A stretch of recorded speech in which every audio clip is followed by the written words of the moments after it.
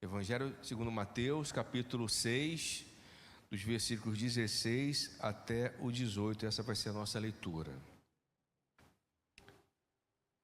Diz assim,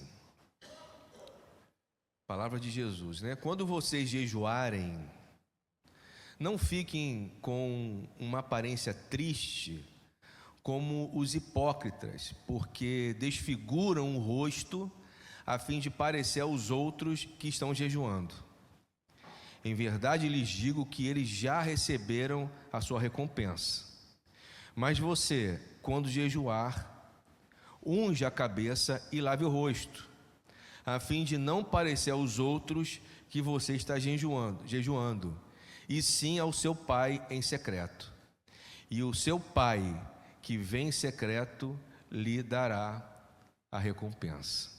Vamos orar mais uma vez? Senhor, muito obrigado pela leitura da Tua Santa Palavra. Pedimos, por favor, que o Senhor venha iluminar o nosso pensamento, o nosso entendimento, e nos ajude a compreender a Tua Palavra e princípios tão importantes para a nossa vida. Que o Senhor fale conosco, que a Sua voz venha a ser única aqui em nosso meio, e nos ajude, Senhor, no nome de Jesus. Amém. Podem sentar, irmãos. Meu objetivo aqui é falar sobre jejum, tentando então desmistificar um pouco esse assunto sobre jejum e trazer um entendimento bíblico, o que a Bíblia fala de verdade sobre jejum, tá? Esse é o meu objetivo aqui. Fazendo uma pequena ambientação sobre o Sermão da Montanha e tentando trazer de uma forma bem resumida o que o pastor Guilherme falou até quarta-feira passada, o propósito principal de Mateus ao escrever esse evangelho que leva o nome dele é comprovar para os seus leitores que eram judeus que Jesus Cristo era o Messias tão esperado por ele. A gente percebe que o evangelho de Mateus é um evangelho destinado aos judeus por alguns motivos. E um dos motivos mais importantes é que no evangelho de Mateus nós encontramos muita referência do Antigo Testamento. Então, falar sobre o Antigo Testamento para o grego, para uma pessoa que era grega ou gentia, não tinha sentido. Mas falar do Evangelho, do Antigo Testamento, para uma pessoa que era judeu, ele tinha um entendimento do que estava sendo falado. Então, o Evangelho de Mateus foi um livro destinado para o povo judeu. E um dos propósitos de Mateus é falar que Jesus é o Messias que eles tanto esperavam. Mateus faz um registro que é considerado um dos maiores sermões ou discursos de Jesus, que é o Sermão da Montanha, que está do capítulo 5 até o capítulo 7 do versículo 28. Lucas também ele registra o Sermão da Montanha, mas de uma forma bem reduzida, tá? Então, Mateus traz esse Sermão da Montanha, esse discurso de Jesus. Esse Sermão da Montanha, ou Sermão do Monte, ele pode ser dividido em 3 partes. Primeira parte, as bem-aventuranças, do capítulo 5, do 1 ao 12. A segunda parte, admoestações éticas, que vai do capítulo 5, versículo 13 ao 20. Depois, dentro do capítulo 6 e um pouco dentro do capítulo 7. E a terceira parte desse sermão é contraste entre o ensino ético de Jesus e as tradições legalistas judaicas, do capítulo 5, versículo 21 até o 48. Então, de uma forma bem reduzida, bem resumida, o Sermão da Montanha pode ser dividido nessas 3 partes. Com certeza vocês já viram isso, o pastor Guilherme já falou sobre isso, tá? Jesus anunciou esse sermão como um padrão para os cristãos seguirem, reconhecendo que eles só conseguiriam cumprir esses ensinamentos com a ajuda do próprio Senhor Jesus. Jesus falou sobre isso. Em João, no capítulo 15, ele falou o seguinte: eu sou a videira, vocês são os ramos. Se alguém permanecer em mim e eu nele, esse dá muito fruto, pois sem mim vocês não podem fazer nada, ou sem mim nada podereis fazer. Então, o Sermão da Montanha, nesse sermão a gente encontra padrões da vida cristã, padrões éticos que os cristãos deveriam seguir, mas com o entendimento que eles precisariam da ajuda do próprio Senhor Jesus. Então, isso é uma apresentação bem rápida sobre o que está acontecendo dentro desse sermão chamado Sermão da Montanha. Falando um pouquinho sobre o contexto, Jesus ele estava na Galiléia naquele momento. Ele estava pregando o evangelho do reino, estava ensinando nas sinagogas, estava curando muitas pessoas de enfermidades, tá? de todas as sortes de doenças. Sua fama, a fama de Jesus percorre então por toda aquela região da Galiléia. Grandes multidões começam então a seguir a Jesus. Jesus então se retira em oração e também se retira para estar com seus discípulos e para dar-lhes instruções. Então ele se retira num monte, a gente não sabe que monte é esse, mas provavelmente, já que ele estava ali naquela região da Galiléia, esse monte, ele estava ali localizado naquela região também. Você pode ver isso aqui em Mateus capítulo 4, o que eu acabei de falar está no capítulo 4, versículo 23. Jesus percorria toda a Galiléia, ensinando nas sinagogas, pregando o evangelho do reino, curando todo tipo de doenças e enfermidades entre o povo. E a sua fama correu por toda a Síria. Trouxeram-lhe então todos os doentes, acometidos de várias enfermidades e tormentos, endemoniados, epiléticos e paralíticos, e ele os curou. E da Galiléia, de Decápolis, de Jerusalém, da Judéia e do outro lado do Jordão, numerosas multidões o seguiam. Aí no 5, versículo 1. Ao ver as multidões, Jesus subiu ao monte. Ele se assentou e os seus discípulos se aproximaram dele. Então ele passou a ensiná-los. Então esse é o contexto do que está acontecendo ali. Jesus está sentado num monte ali, a gente não sabe bem onde é, mas com seus discípulos, e as multidões estavam ali ouvindo também o que Jesus estava dizendo. Nesse capítulo 6,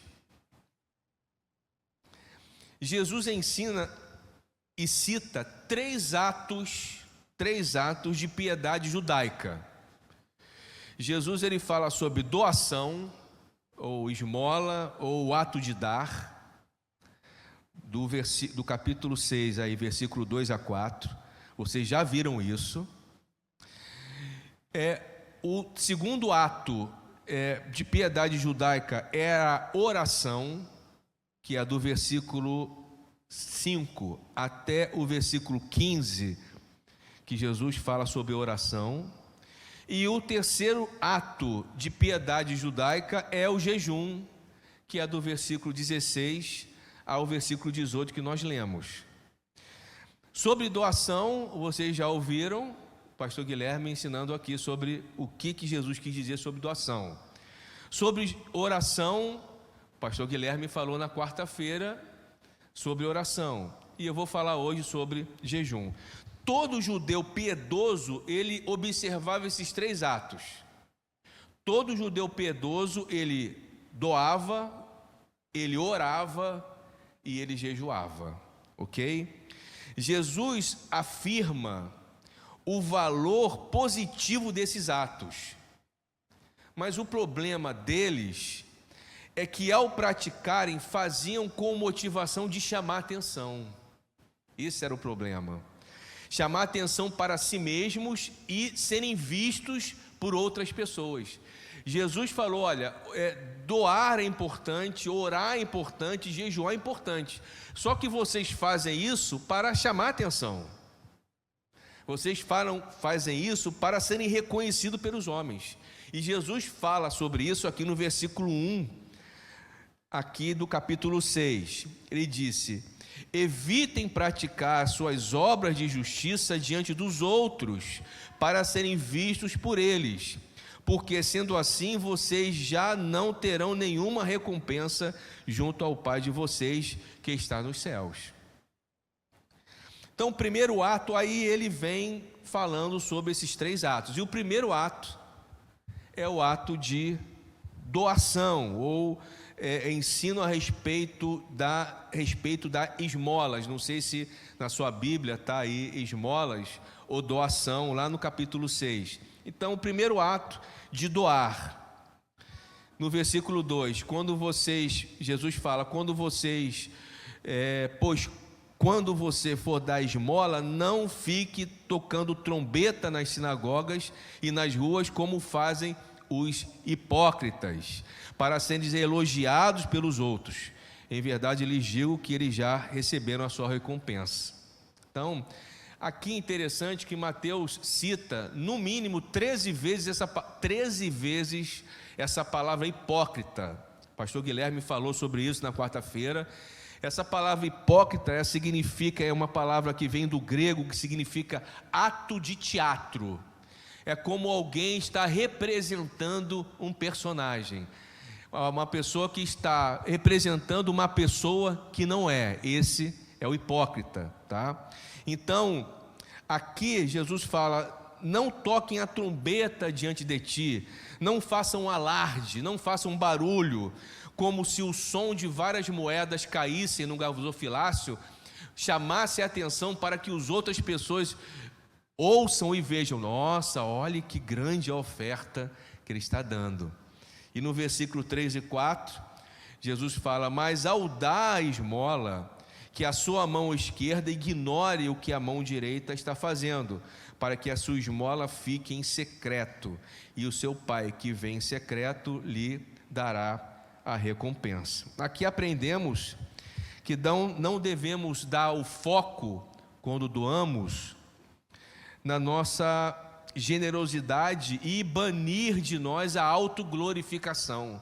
Olha como é importante, como ela dá, né, muito ou doa. Jesus chama a atenção com relação a isso. O apóstolo Paulo, em Romanos capítulo 11, versículo 36, ele fala: pois dele, para ele, pois dele, por ele e para ele são todas as coisas, a ele seja a glória para sempre. Amém. Esse é o princípio, essa é a motivação: glorificar a Deus, sempre reconhecer a nossa pequenez e dando glória e honra a Deus. Não importa se é muito ou pouco, a nossa motivação sempre deve ser para Deus, porque dele, por ele e para ele são todas as coisas, inclusive o ato de doar. E fazendo assim, a última parte do versículo 4 diz que o Pai, se você der sem ser dessa forma de autoglorificação, no versículo 4 fala: para que o seu Pai que vem em secreto lhe dará a recompensa. Isso vocês já viram de uma forma mais explicada com o pastor Guilherme. O segundo ato, é o ato de orar, sobre a oração, aí do versículo 5 até o versículo 15. Mais uma vez Jesus usa essa palavra aí, hipócritas, no versículo 5. E quando orarem, não sejam como os hipócritas, que gostam de orar em pé nas sinagogas, nos cantos das praças, para serem vistos pelos outros. Aqui Jesus está condenando essa busca por aplausos, essa busca por um auto-reconhecimento. Olha como ele ora bem, olha como ele ora bonito, né? Ou não só as pessoas julgando, mas a motivação dessa pessoa de escolher um melhor lugar nas sinagogas ou nas praças para orar e serem vistos pelos outros, ou seja, buscando então um reconhecimento e aplauso. Diferentemente dos hipócritas, Jesus orienta que nós devemos entrar no nosso quarto, fechar nossa porta e orar em secreto. E aí a gente percebe um momento de comunhão com Deus, um momento de intimidade com Deus, né? Deus irá responder quando você o buscar na intimidade com Ele. Isso aqui é uma ideia de comunhão e proximidade, como diz aqui no versículo 6. Mas ao orar, entre em seu quarto, feche a porta, ore ao seu pai que está em secreto, e seu pai que vem em secreto lhe recompensará. Então, ao aproximar-se de Deus, nós devemos ter essa atitude, devemos reconhecer nossos pecados, a nossa pequenez e nos humilharmos ao Senhor. 2 Pedro capítulo 5, ele diz o seguinte: portanto, humilhem-se debaixo da poderosa mão de Deus, para que Ele os exalte no tempo devido. E no versículo 9 até o 13, Jesus dá um modelo sobre a oração. Isso foi dito e ensinado na quarta-feira passada. Agora vamos ao terceiro ato, que é o ato de jejum, que é os versículos que nós lemos, versículos 16 ao 18. Nos parece que a essa altura do sermão, o nosso Senhor Jesus está interessado por um único aspecto desse tema do jejum: a tendência de nos ocuparmos dessas diversas práticas religiosas com o único objetivo de serem vistos pelos homens. Ele falou isso sobre doar, ele falou sobre isso na oração, e ele vai falar sobre isso aqui no jejum. Ele se preocupa com essa tendência que nós temos de exibicionismo. Isso é algo que temos que ter cuidado. No versículo 16, vamos lá. Quando vocês jejuarem, não fiquem com uma aparência triste como os hipócritas, porque desfiguram o rosto a fim de parecer aos outros que estão jejuando. Mais uma vez, Jesus se refere a esse grupo aí como hipócritas, pessoas que estão então interpretando um personagem. Parece ser uma pessoa, mas não é, né? Usando uma máscara, como um teatro, né? Por quê? Como era ensinada a prática do jejum no Antigo Testamento? De acordo com a lei de Moisés, os filhos de Israel receberam uma ordem de jejuar uma vez por ano. Isso era um estatuto obrigatório. O judeu tinha que jejuar uma vez por ano para aquela nação. Então isso era um estatuto obrigatório para a nação de Israel, para aquele povo, para sempre. O que eu estou falando, a gente não vai precisar ler, mas se você quiser anotar, está lá em Levítico 16 e Levítico 23. Então, no chamado Yom Kippur, no dia da expiação, uma vez por ano, o povo tinha que se reunir, arrependimento dos seus pecados e jejuar, clamando a Deus, afligir as suas almas, jejuar, abster-se de qualquer trabalho e se arrepender diante de Deus. Uma vez por ano. Mais adiante, aprendemos que devido a certas divergências nacionais, o próprio povo judeu acrescentou certos jejuns adicionais. Eles mesmos começaram a acrescentar alguns jejuns, ok? E, contudo, o único jejum diretamente ordenado por Deus, orientado por Deus, foi aquele grande jejum anual. Mas eles começaram então, por certas divergências, a adicionar vários jejuns. Então, quando nós chegamos no Novo Testamento, descobrimos que os fariseus costumavam jejuar 2 vezes na semana. A gente encontra isso na parábola do fariseu e publicano lá em Lucas 18. Vocês lembram? Entraram um fariseu e entrou um publicano no templo para orar. E o fariseu ficou: Senhor, batendo, né? Olha como é que eu sou, dou o dízimo de tudo, jejuo 2 vezes na semana. Ele fala ali, e não sou como esse publicano aqui. E o publicano batendo: Senhor, tem misericórdia de mim, pecador. Então a gente percebe ali em Lucas 18 que os fariseus tinham esse hábito de jejuar 2 vezes na semana. Jamais Deus determinou tal prática, mas eles assim faziam porque pensavam que isso fosse um acréscimo para a sua vida religiosa. Não, um jejum anual, Deus até falou, mas eu vou fazer mais. Eu vou jejuar 2 vezes na semana.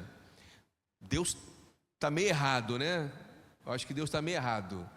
Deus falou 1 vez no ano. Não, mas eu vou jejuar 2 vezes na semana. Então, mas Deus não falou isso.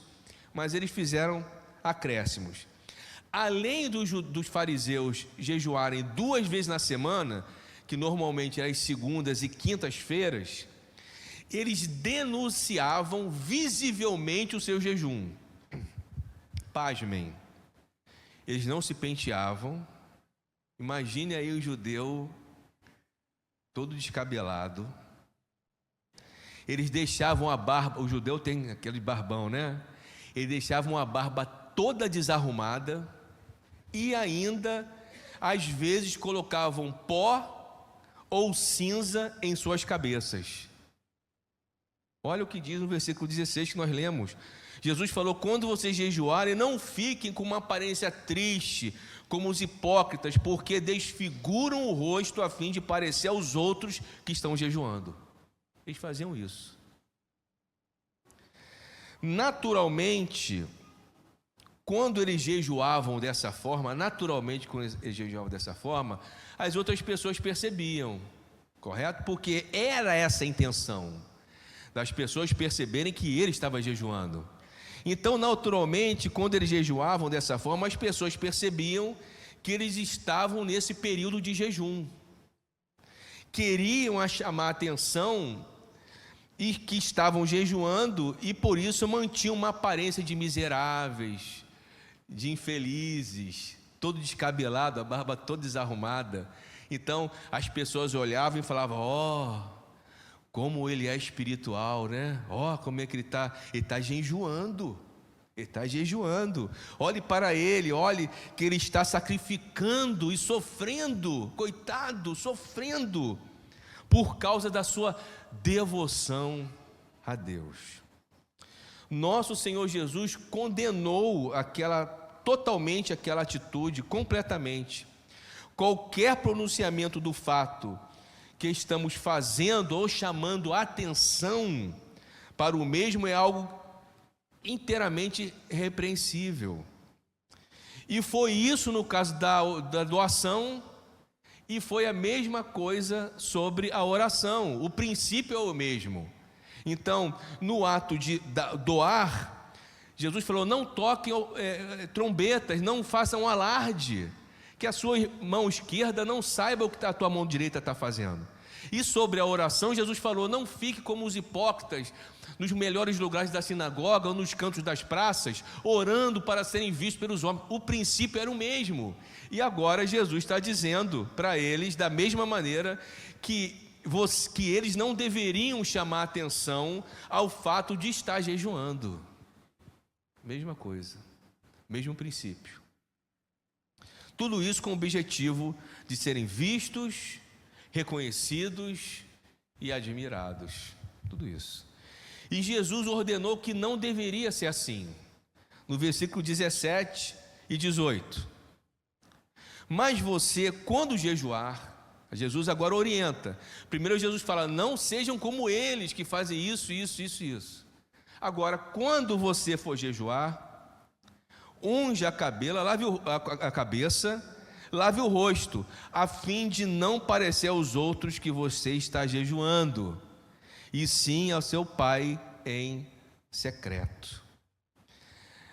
Agora veja, ao examinarmos o ensino do nosso Senhor Jesus, nós descobrimos que ele nunca tivesse ensinado diretamente que alguém jejuasse, ou seja, não é um mandamento. Jesus nunca ordenou: jejue. Nós não vemos um mandamento direto. Sem dúvida, ele ensinava indiretamente essa prática, mas ele não mandou.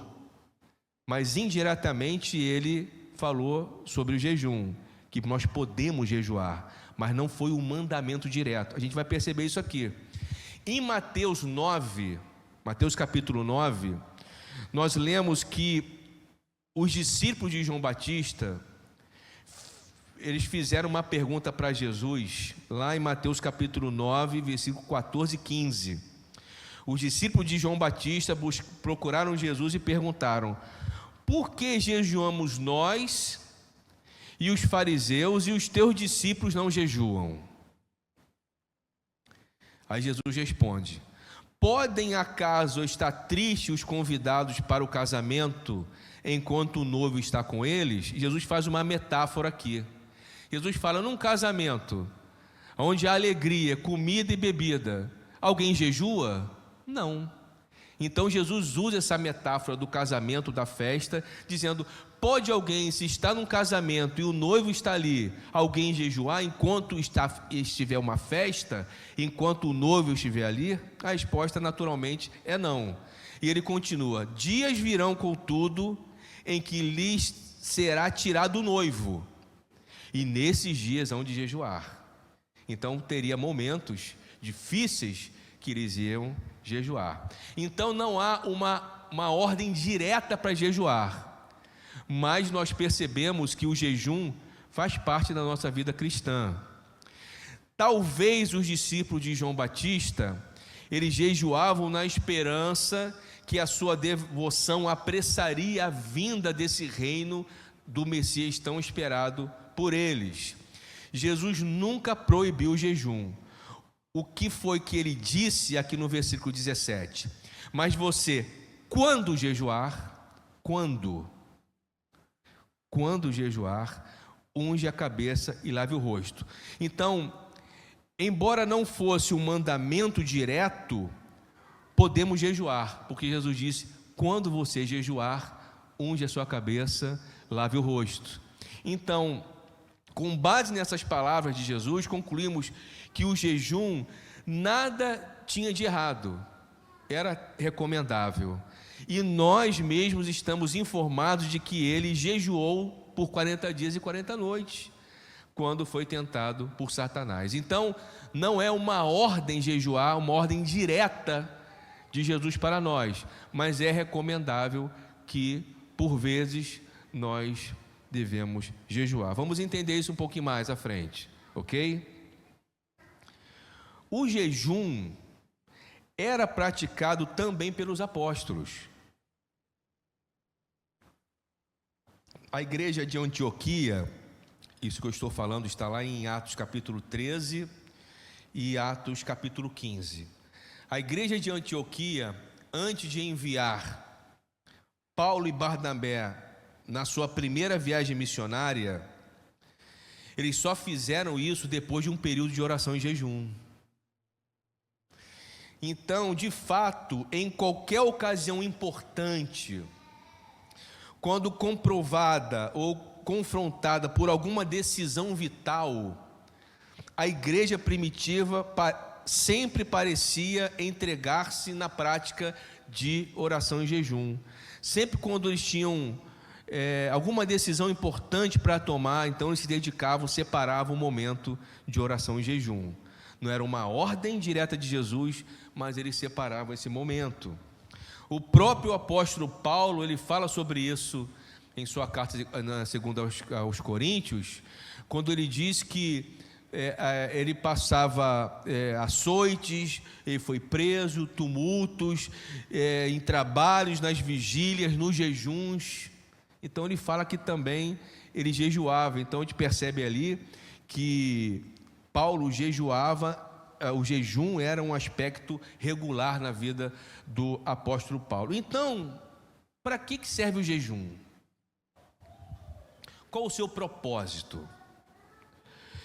Isso é importante. O que o jejum realmente significa é a abstinência de alimentos com vistas a propósitos espirituais. Quando a gente olha na Bíblia, quando Jesus jejuou, quando os apóstolos jejuaram, quando a igreja primitiva jejuava, era sempre visava no momento e tinha um propósito espiritual. A noção bíblica do jejum é que, por causa de certos objetivos e razões espirituais, homens e mulheres resolvem fazer abstinência de alguns alimentos. Ou seja, o jejum tem como objetivo de abster-se de alguns alimentos, dedicando um período de oração ao Senhor, meditação na Sagrada Escritura, com o objetivo de se humilhar diante de Deus, reconhecendo os seus pecados com súplicas e pelo fortalecimento do Senhor. Então, se durante o meu período de jejum, vou jejuar, e meia-noite, não como mais nada, ou de manhã, não importa o período, né? Se é de meia-noite até 11 horas, enfim, se você separa um período para se abster de alguns alimentos, mas se você não, juntamente com esse período de abstinência de alguns alimentos, se você não separou juntamente nesse período, um período de oração, um período de meditação na palavra de Deus, e um período de súplicas e de arrependimento de pecados, se não teve esses elementos dentro do seu período de jejum, você apenas passou fome. Só passou fome. O problema é que os fariseus gostavam de ser reconhecidos. E eles não tinham essa prática também. Então, o período de jejum é acompanhado e deve ser acompanhado de oração, leitura das Sagradas Escrituras, separar um tempo para fazer isso, súplicas a Deus, clamor por arrependimento de pecados. Senhor, me ajuda a vencer esse pecado, me ajuda a ter mais comunhão contigo, sempre visando a sua vida espiritual. Hoje em dia, erroneamente, algumas pessoas jejuam porque esperam resultados diretos ou imediatos. Essa que é a verdade. Em outras palavras, consideram o jejum como uma espécie de aparelho mecânico. Há pessoas que usam o jejum como uma das melhores maneiras ou métodos para obter bênçãos. Vou jejuar porque eu preciso de um emprego. Eu vou jejuar porque eu quero que o Senhor me abençoe financeiramente. Eu vou jejuar porque a minha vida sentimental não está legal. Se você quer uma bênção, então jejue. Jejua, irmão. Jejua que Deus vai te dar vitória. Jejua. As bênçãos celestiais jamais se tornam ou são automáticas. Então, no momento em que começamos a dizer, faço isso para obter aquilo, então isso significa que estamos tentando controlar as bênçãos de Deus através desse método chamado jejum. E quando olhamos na Bíblia, pessoas jejuando, elas jejuam para um objetivo espiritual, entende a diferença? E não para obter bênçãos materiais, sentimentais. Não é isso. Passou fome. Um escritor chamado Martyn Lloyd-Jones, ele escreveu o seguinte: ele diz que essa forma de nós tentarmos controlar Deus através do jejum, que é nosso tema aqui, né? Vou jejuar, Deus, Deus, eu estou jejuando para obter bênçãos, sem ser bênçãos espirituais. Ele diz que isso é um insulto a Deus, violando grandemente a doutrina da soberania final. Então, jamais deveríamos defender a prática do jejum como um meio de receber alguma bênção. Então, quando jejuar? Quando? O jejum só deveria ser praticado quando alguém se sentisse impelido ou fosse levado a isso por razões estritamente espirituais. Quando eu percebo do meu íntimo que eu preciso de comunhão mais com Deus, eu preciso entender mais a Deus, um pecado que eu não consigo vencer, isso está entristecendo a Deus, aí sim, algo estritamente espiritual. Vou citar 2 exemplos. Jonas, Deus falou para ele assim: Jonas, vá até Nínive e fala para aquele povo lá, se eles não se arrependerem dos seus pecados, eu vou destruir eles. Aconteceu aquela confusão toda, Jonas foge, ele vai aparecer na barriga de um grande peixe, lá ele ora, e o peixe devolve Jonas para ele, aí Jonas vai e resolve: eu vou, e vai para Nínive, capital da Síria. Ele fugiu porque ele sabia que Deus era misericordioso, ele sabia que se aquele povo se arrependesse, Deus ia perdoar os pecados dele e não iria destruir. E Jonas queria que Deus destruísse, mas se esse povo se arrepende, Deus é misericordioso, não vai acabar destruindo eles, né? Enfim, ele foi lá, pregou, e o que aconteceu? A Bíblia fala que aquele povo se arrependeu dos seus pecados e jejuou. E Deus se arrependeu ou poupou aquele povo e não destruiu aquele povo. Então o jejum naquele momento foi importante, porque aquele povo era mau, eles estavam distante de Deus, eles precisavam de um livramento, de perdão, eles precisavam se arrepender, e naquele momento de arrependimento e oração, eles jejuaram. E outro exemplo é o nosso Senhor Jesus, que antes de iniciar o seu ministério, de pregar o evangelho, ensinar nas sinagogas, o que aconteceu com ele? Ele foi para o deserto, jejuou 40 dias, foi tentado por Satanás e venceu. Então nós vemos aqui apenas 2, há muitos outros exemplos, mas 2 jejuns importantes, estritamente voltados para um âmbito espiritual e não para conseguir bênçãos materiais. Essa é a questão. Não devemos jejuar mecanicamente. Antes devo jejuar somente quando eu sentir que estou sendo levado pelo Espírito de Deus, quando eu tiver por objetivo algum propósito espiritual. Jamais devo jejuar por alguma regra ou norma, e sim porque sinto que há alguma necessidade, eu preciso estar em mais comunhão com Deus, eu preciso adorar mais a Deus, eu preciso vencer um pecado que eu não consigo, aí sim, jejue por isso.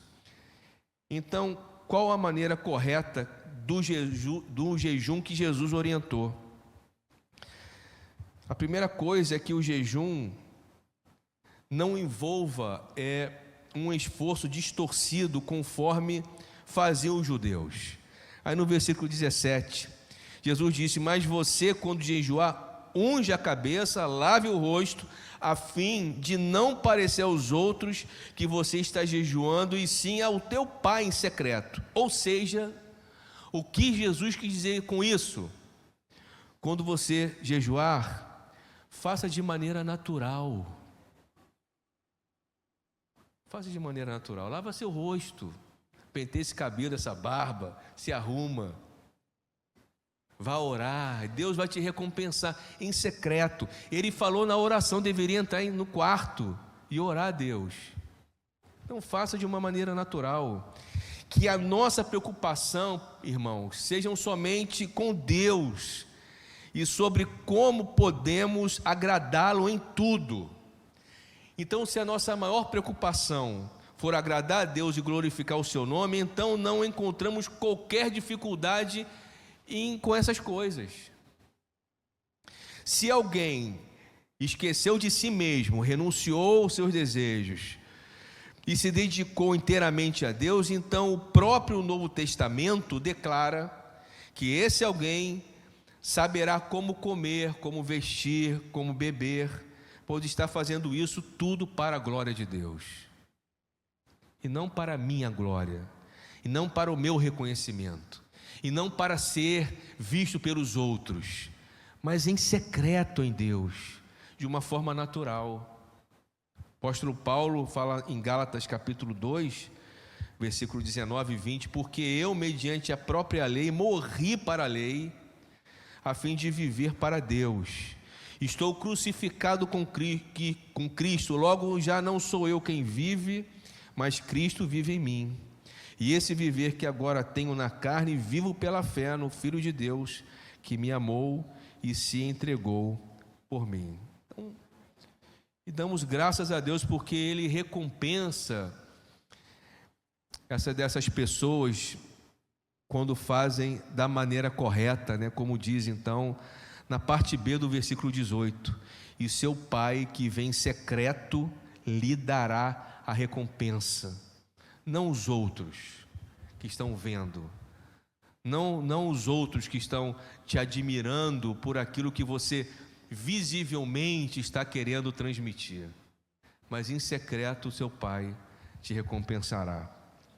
O reformador de Genebra, chamado João Calvino, ele reconhecia o valor do jejum, mas via-o como algo que deveria ser feito com um coração sincero e não como uma prática meramente externa, mas algo sincero. Ele viu o jejum como um meio de disciplina espiritual que ajudava o cristão a focar em Deus e se humilhar diante dele em oração. Não tem como desvincular jejum de oração, de arrependimento, de súplica. Não tem, porque a Bíblia nos mostra isso. Todos que oravam, jejuaram, estavam sempre envolvidos com um aspecto de oração, de súplica, de arrependimento. Porém, Calvino era contra a ideia de que o jejum por si só tinha algum poder espiritual ou mérito para a salvação. Jejum não salva ninguém. O que salva é Cristo.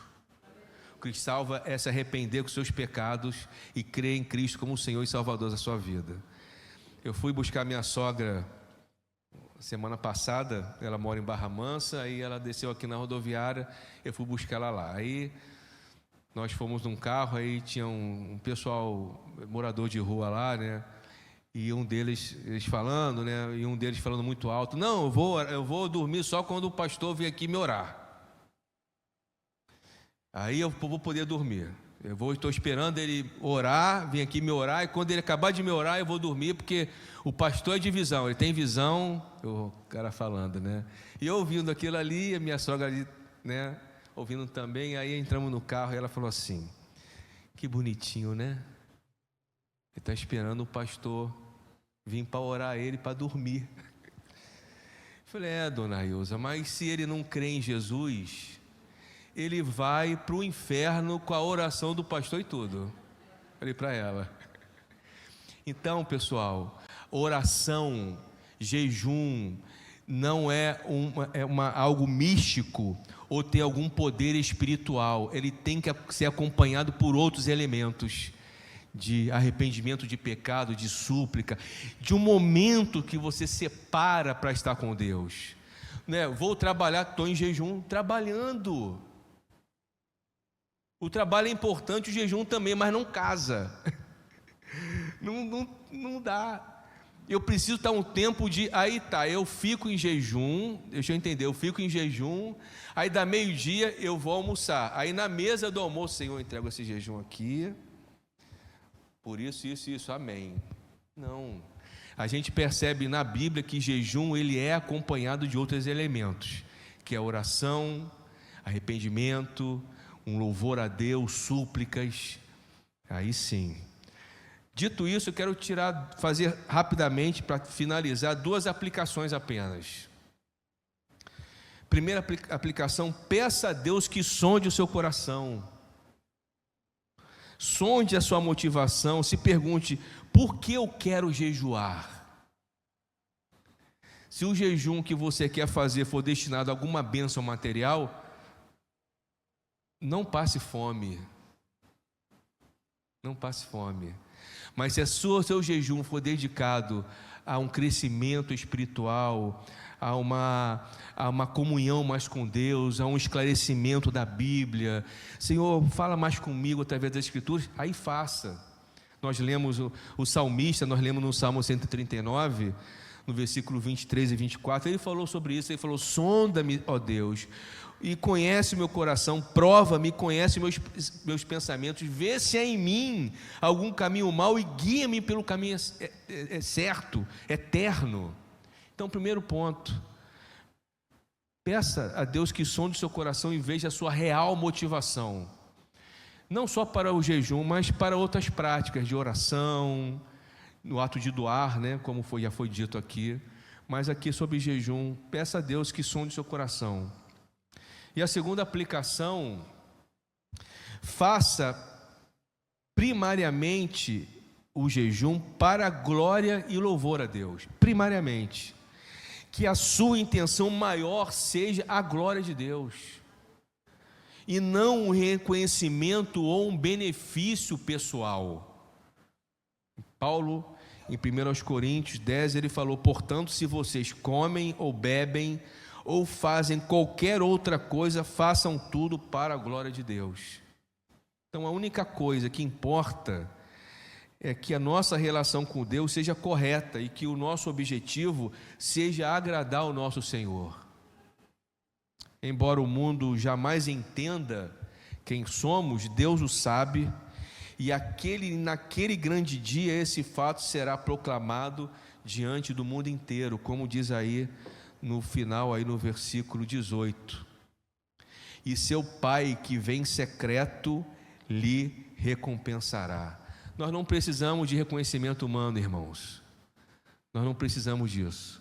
Precisamos de comunhão com Deus, precisamos estar com Ele, precisamos separar um momento para estar a sós com o Senhor. Aí sim, ore, jejue, como eu falei, né? Como foi dito aqui, embora não tenha um mandamento direto para isso, mas Jesus recomenda jejuar. Quando jejuar?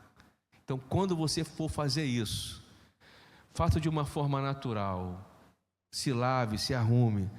A gente viu em vários lugares aqui, momentos que devemos separar para orar, para suplicar a Deus, sempre envolvendo um arrependimento, adoração ao Senhor. Amém? Que o Senhor nos ajude, que o Senhor sonde os nossos corações, que nos revele a nossa real motivação. E quando você perceber que há motivação, porque nem sempre a nossa motivação é legal, e Deus sabe disso, porque nós lemos no Salmo 139 que Ele conhece todas as coisas. Mas quando o Espírito Santo que está aí, ele te mostrar que o que você quer não é tão legal, peça perdão a Deus: Senhor, tenha misericórdia de mim, eu não quero te entristecer, mas me dê motivações corretas, que a primeira coisa na minha vida seja te louvar, engrandecer teu nome, que eu tenha mais comunhão contigo, sempre visando a nossa vida espiritual. Jesus falou: buscar em primeiro lugar o reino de Deus e a sua justiça. Justiça tem a ver com santidade, e as outras coisas vos serão acrescentadas. As outras coisas são secundárias. Deus tem cuidado de nós, fique tranquilo, Deus tem cuidado de você. Como o Claudio falou, Deus tem livrado, Deus tem feito muitas coisas e a gente nem percebe. Mas busque em primeiro lugar o reino de Deus, esse momento de comunhão com o Senhor. Amém, meus irmãos? Amém. Que o Senhor nos ajude sempre, tá bom? Vamos orar para ir embora? Amém. Senhor, muito obrigado mais uma vez pela tua santa palavra, por princípios tão importantes que o Senhor deixou para nós fazermos, Senhor. Muito obrigado. Que o ato de doar, que as nossas orações, que o nosso jejum venha trazer glória para teu nome, que possamos ter momentos maravilhosos de comunhão, de adoração, de súplicas diante de Deus. Guarde o nosso coração, Senhor, e não permita que as nossas motivações sejam diferentes do que a tua santa palavra nos oriente. Nos ajude, que a nossa vida nessa trajetória que estamos aqui possa trazer glória e louvor para Teu nome, Senhor. Obrigado. Obrigado pela vida dos meus irmãos e irmãs, obrigado por mais esse culto. Que o Senhor nos leve em paz, como o Senhor nos trouxe até aqui, e nos dê uma boa noite de descanso. Muito obrigado, Senhor, no nome de Jesus. Amém.